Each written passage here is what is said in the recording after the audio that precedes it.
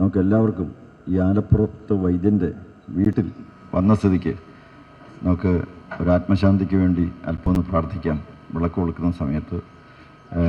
മാത്രമല്ല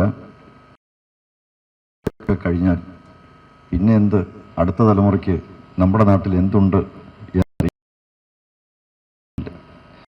കാരണം എനിക്ക് എൻ്റെ അച്ഛൻ്റെ അച്ഛനെ അറിയാം, പക്ഷെ അതിൻ്റെ മുകളിലേക്ക് ആരെയും അറിയത്തില്ല. നിങ്ങൾക്കും അതുപോലെ ആയിരിക്കും. നിങ്ങളുടെ അപ്പൂപ്പൻ്റെ അച്ഛനെ ആരായിരുന്നു ചോദിച്ചാൽ ആർക്കെങ്കിലും അറിയാം?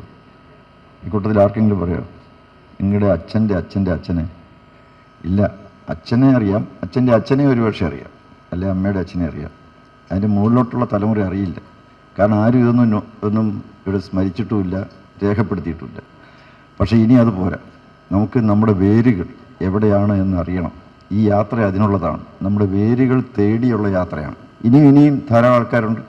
കാരണം ഇപ്പോൾ 18 സ്ഥലം എന്ന് പറഞ്ഞു, 18 കൂടുതൽ സ്ഥലങ്ങൾ ഇവിടെ ഉണ്ട് ഇതുപോലെ നമ്മൾ പോകേണ്ടത്. പക്ഷെ അത് ഓരോരുത്തരും ഇങ്ങനെ പറഞ്ഞ് കേട്ടപ്പോഴാണ് ഇനിയും ഉണ്ടല്ലോ ആളുകൾ ഇവിടെ. ശരിയാണ്, ഇനിയുമുണ്ട്. അവരൊക്കെ നമുക്ക് ഇനിയും ആദരിക്കുക എന്നുള്ളത് നമ്മുടെ കടമയാണ്, ഈ തലമുറയുടെ കടമയാണ്. കഴിഞ്ഞ തലമുറയെ ഓർക്കുക, അവർക്ക് വേണ്ടി പ്രാർത്ഥിക്കുക, അവരുടെ സംഭാവനകളെ നമ്മൾ വിലമതിക്കുക. അത് ഏതൊരു പാതയിലൂടെയാണോ അവർ സഞ്ചരിച്ചത് ആ പാത നമ്മൾ മനസ്സിലാക്കി ഒരു നന്മയുടെ ആ വെളിച്ചം അവർ പകർന്നു തന്നത്, ആ വെളിച്ചത്തിൽ നമുക്ക് മുന്നോട്ടേക്ക് പോകാം എന്ന് മാത്രമാണ് എനിക്ക് പറയാനുള്ളത്. ഏതായിരുന്നാലും സമയം വളരെ വൈകി. ഇനി കാരണം വൈകുന്നേരം ഒരു 5 മണിക്ക് മുമ്പ് നമുക്ക് സുഗതകുമാരിയുടെ വീട്ടിലെത്തണം. കാരണം എല്ലാവർക്കും തിരിച്ച് പോകേണ്ടതുമാണ്.